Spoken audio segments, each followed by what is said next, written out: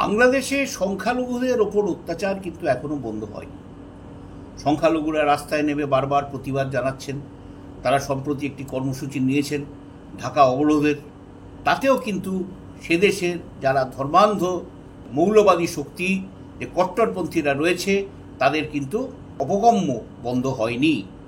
কীরকম না, শুধুমাত্র এই যে গণেশ চতুর্থী, যাতে আমাদের এই পশ্চিমবঙ্গ সহ গোটা দেশ এই গণেশ চতুর্থী পালনে, গণেশ পুজোয় আমরা মেতে উঠেছিলাম, তাতে কিন্তু দেখা গেছে বাংলাদেশে যে গণেশ চতুর্থীর দিনে একটি ধর্মীয় মিছিল বেরিয়েছিল সংখ্যালঘুদের, হিন্দু সম্প্রদায়ের মানুষের, তার উপরে গরম জল, ইট পাথর ছোড়া হয়েছে।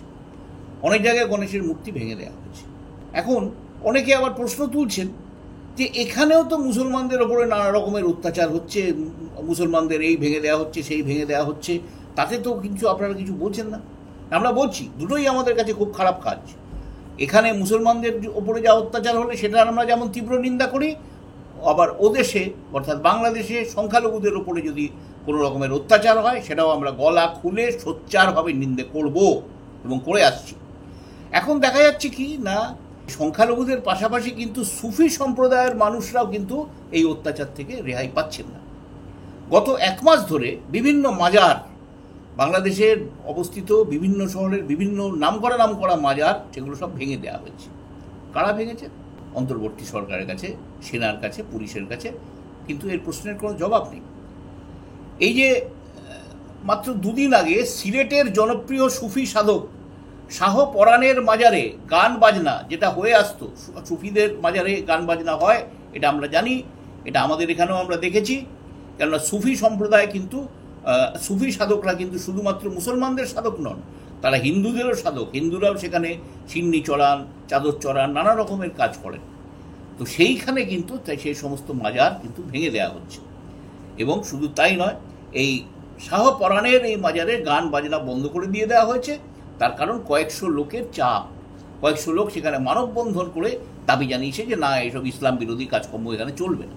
তো তাতে ভয় পেয়ে গিয়ে এই মাজারের কর্তা ব্যক্তিরা তারা একটি সাংবাদিক বৈঠক করে জানিয়ে দিয়েছেন এবার থেকে আমাদের এখানে গান বাজনা সম্পূর্ণ বন্ধ। ভালো কথা। বাংলাদেশের এই ধর্ম বিষয়ক উপদেষ্টা খালিদ হোসেন মসজিদ, মাজার, মন্দির ভাঙাকে গর্হিত কাজ বলে মনে করছেন এবং তিনি বলছেন যে যারা এই কাজটা করেছেন তারা মানবতার শত্রু, ক্রিমিনাল তারা, এদের বিরুদ্ধে আমরা খবর পাওয়া মাত্র মুহূর্তে ব্যবস্থা নেব। কিন্তু সেই ব্যবস্থা কোথায়? এ তো গণেশ চতুর্থীর দিনে এসব ঘটনা ঘটলো, আপনি কি ব্যবস্থা নিয়েছেন হোসেন সাহেব? এদিকে আবার কিন্তু নিন্দে করার কিন্তু বাংলাদেশের নতুন সরকারের লোকজন একটা পিছপা নয়।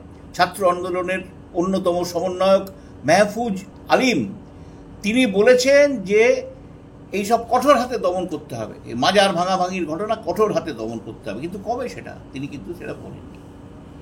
এদিকে এই যে সব কাণ্ড ঘটে চলেছে, তার মধ্যে কিন্তু নরেন্দ্র মোদীর সঙ্গে ইউনূসের যে রাষ্ট্রপুঞ্জে বৈঠকে দেখা হওয়ার কথা ছিল, ইউনূস ইচ্ছে করেছিলেন তার সঙ্গে তিনি একটি, নরেন্দ্র দামোদর মোদীর সঙ্গে তিনি একটি বৈঠকে বসবেন, তা কিন্তু ব্যাপারে কিন্তু সাউথ ব্লক এখনো পর্যন্ত কোনো উৎসাহ দেখাচ্ছে না।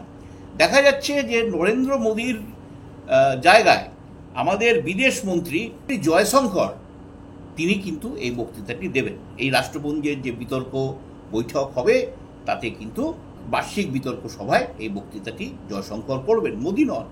মোদীর অবশ্য অনেকগুলো বিভিন্ন জায়গায় সভা রয়েছে, তিনি বিভিন্ন জায়গায় আমেরিকায় সভা করবেন, তিনি বিভিন্ন জায়গায় অসংখ্য প্রবাসী ভারতীয়র সঙ্গে মিলিত হবেন, কথাবার্তা বলবেন, কিন্তু তিনি এই রাষ্ট্রপুঞ্জের এই বিতর্ক সভায় যোগ দিচ্ছেন না।